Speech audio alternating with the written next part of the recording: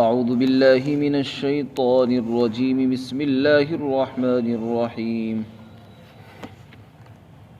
وما قدر الله حق قدره والأرض جميعا قبضته يوم القيامة والسماوات مطويات بيمينه سبحانه وتعالى عما يشركون ونفخ في الصور فصعق من في السماوات ومن في الأرض إلا من شاء الله ثم نفخ فيه أخرى فإذا هم قيام ينظرون وأشرقت الأرض بنور ربها ووضع الكتاب وجيء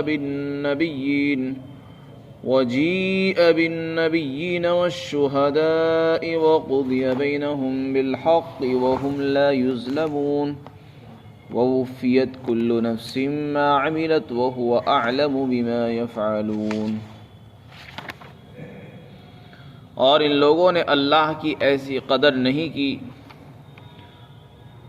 جیسا کہ اس کی قدر کا حق تھا، اور ان لوگوں نے اللہ کی قدر نہیں پہچانی جیسے اللہ کی قدر کو پہچاننے کا حق تھا، حالانکہ ساری زمین قیامت کے دن اس کی مٹھی میں ہوں گی اور تمام آسمان اس کے داہنے ہاتھ میں لپٹے ہوئے ہوں گے، اور اللہ کی ذات تو پاک ہے اور بلند و بالا ہے اس شرک سے جو یہ لوگ کرتے ہیں۔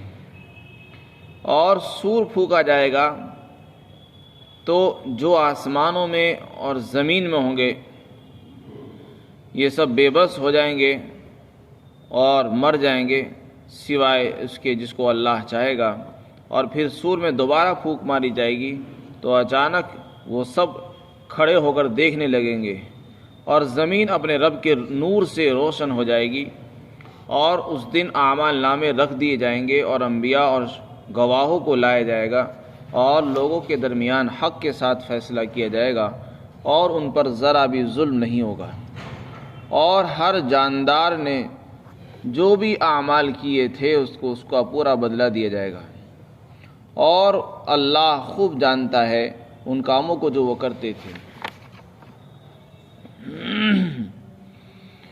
اللہ رب العزت ساری کائنات کا خالق اور مالک ہے۔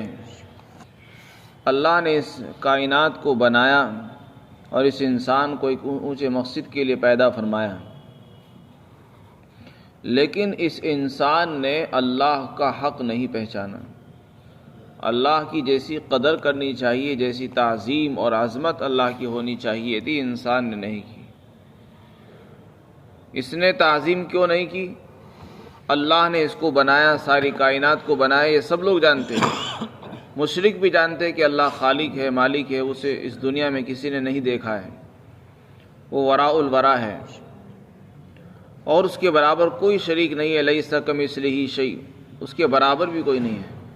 ان سب حقائق کے باوجود لوگوں نے اللہ کی شریک ٹھہرائے، اور اس کی ذات میں، اس کی صفات میں لوگوں نے شرک قرار دیے، شریک قرار دیے، تو ان کا یہ شریک قرار دینا یہ اللہ کی عظمت کو نہ پہچاننے کی بنیاد پر ہے، ورنہ جس کے دل میں اللہ کی عظمت اور بڑائی آ چکی ہے وہ کبھی شرک نہیں کر سکتا۔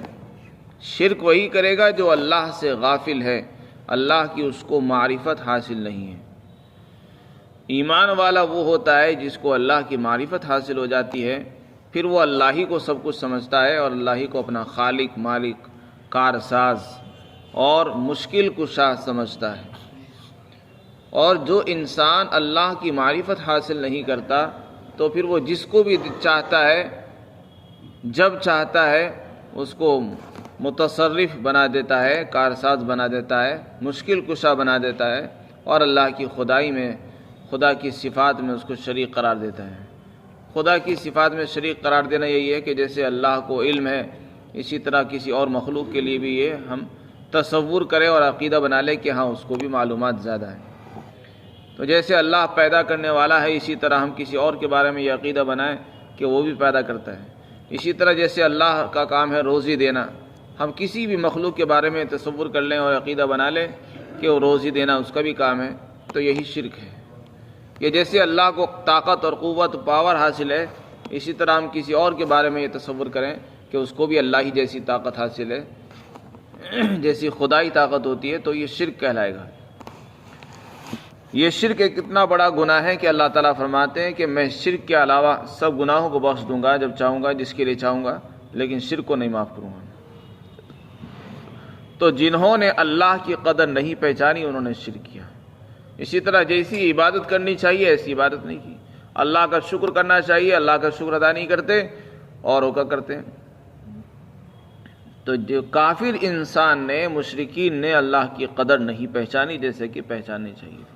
اور اللہ کی قدر پہچاننا یہی ہے کہ جب اللہ اس ساری کائنات کو بنانے والا ہے، سب کچھ اسی نے بنایا ہے، تو عبادت بھی اسی کا حق تھا۔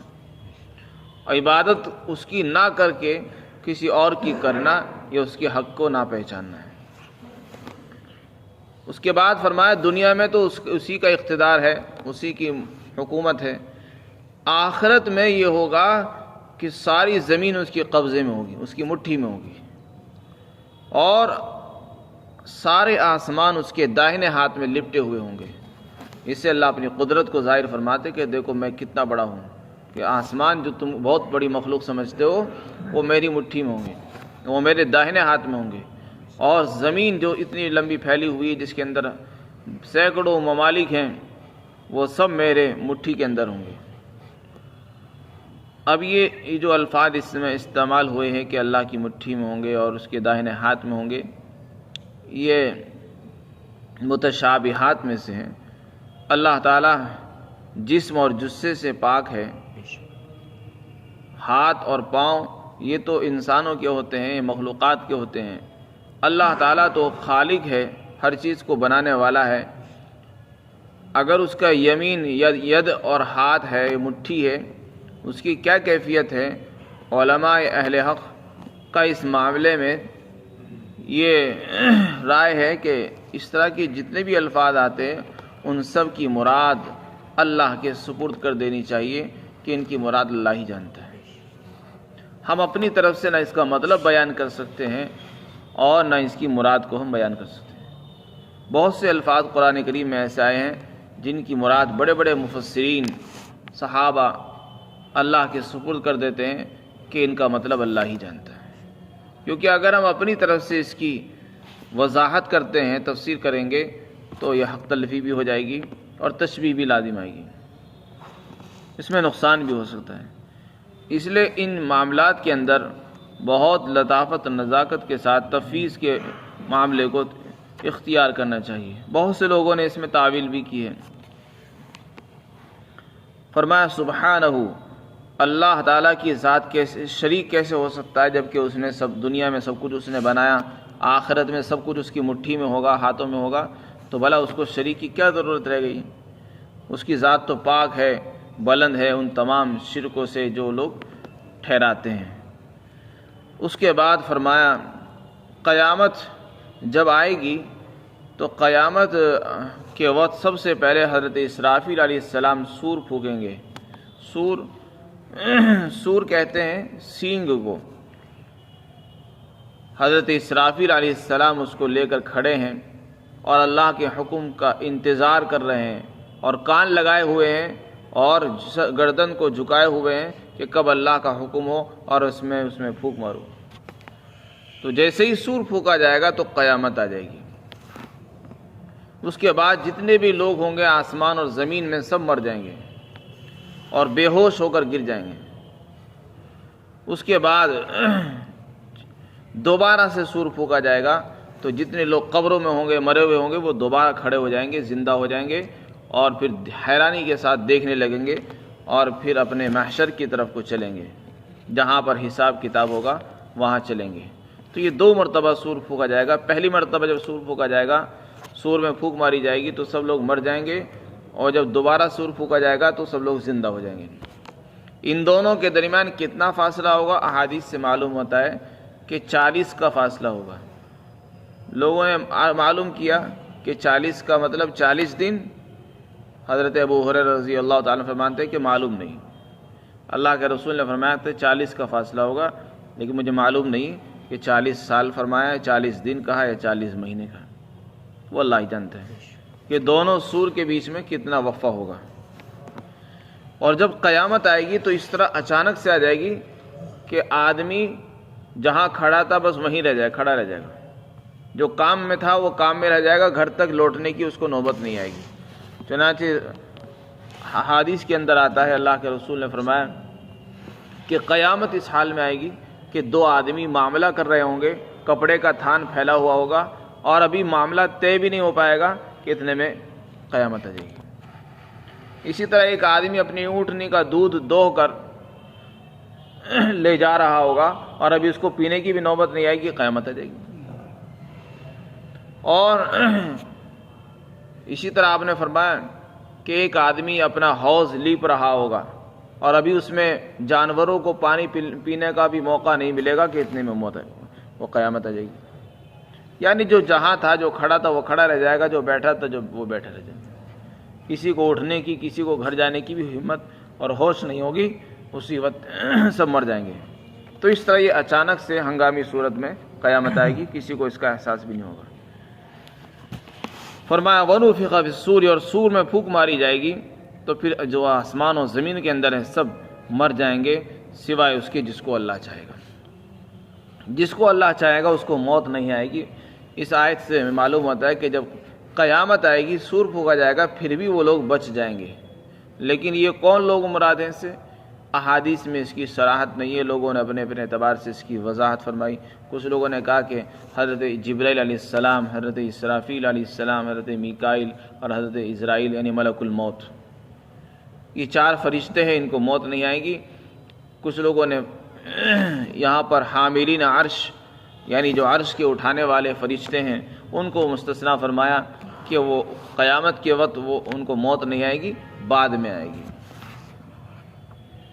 خیر جو بھی ہو، اللہ تعالیٰ نے اس کی وضاحت نہیں فرمائی ہے اور نہ اس کی ضرورت ہے۔ ثم نفخ فیہ اخری، پھر دوبارہ سے اس میں پھونک مانگی جائے گی تو اچانک سے سب لوگ کھڑے ہو کر دیکھنے لگیں گے۔ لوگ قبروں سے اٹھیں گے اور حیرانی کے ساتھ دیکھنے لگیں کہ ہم کہاں کھڑے ہیں۔ اس کے بعد پھر لوگ آگے چلیں گے اپنے موقف کی طرف۔ وَأَشْرَقَتِ الْأَرْضُ بِنُورِ رَبِّهَا، وہ سوچ چکے چاند اور سورج نہیں ہوں گے تو اس لیے اللہ کے نور سے زمین چمکنے لگے گی اور روشن ہو جائے گی۔ وَأَشْرَقَتِ الْأَرْضُ بِنُورِ رَبِّهَا، اور اپنے پروردگار کے نور سے زمین روشن اور چمکدار ہو جائے گی اور چمکنے لگے گی۔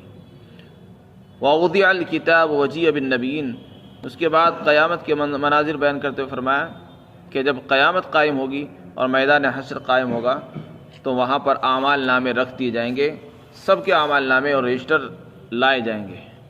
اور اسی طرح انبیاء، تمام امتوں کے نبیوں کو لایا جائے گا اور گواہوں کو لایا جائے گا۔ گواہوں سے مراد ہر امت کے نبی اور ملائکہ، جو اعمال لکھنے والے ملائکہ تھے وہ بھی گواہ ہیں۔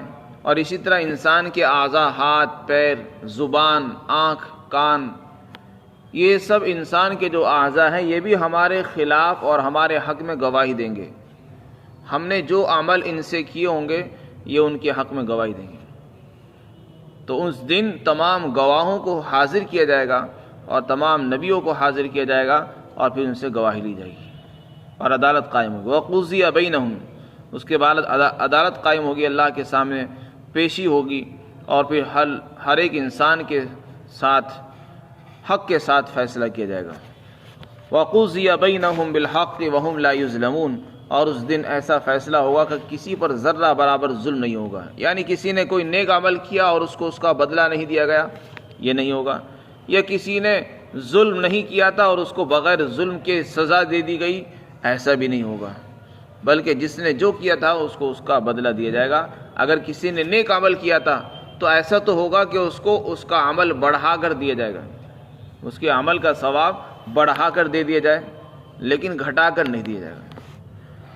اور اگر کسی نے کوئی برائی کی تھی تو اس کو اسی کے برابر، اسی کے مثل سزا دی جائے گی، اس سے زیادہ نہیں دی جائے گی۔ یہ بھی اللہ کی طرف سے بہت بڑی مہربانی ہوگی۔